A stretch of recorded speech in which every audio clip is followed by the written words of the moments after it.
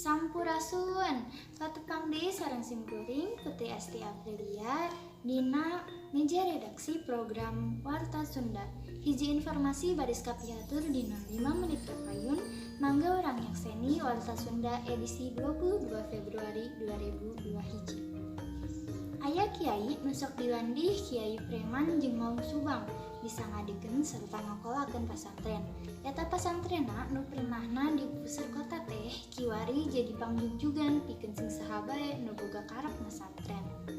Tabuh kiai horeng teu salawasna kudu lungguh, timpuh tur buni ka atribut haji kaya ning sarung, baju koko atawa kopiah jeung sajabana.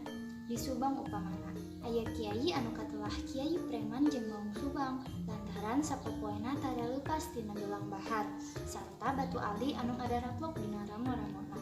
Samanglah kiai nu boga ngaran mukmin teh nyahaja miara buukna sing panjang jeung sapopoena arang make sorban atawa kopiah. Teu beda titangtungan preman, kitu pisan kiai mukmin teh. Najan kitu, ieu kiai nyentrik teh lain kiai sembarangan. Kiai mukmin teh saban poe kaimpungan ku jalma rea nu hayang ngalap ilmu agama.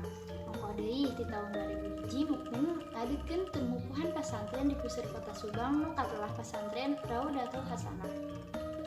Nurutkeun Kiai Mukmin, aya sawatara alasan pangna dirima miara tangtungan model kitu teh.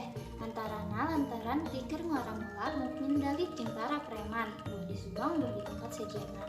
Lain ti eta, lantaran mukmin boga karep nembongkeun ka balarea yen kiai teh nu penting mah bersih hatena, lain rapi pakeana jeung nunggu paripolahna bae. Nu leuwih pentingna deui cenah malar preman di Subang daek asup pesantren, utamaan pasantren anu dikokolakeunana.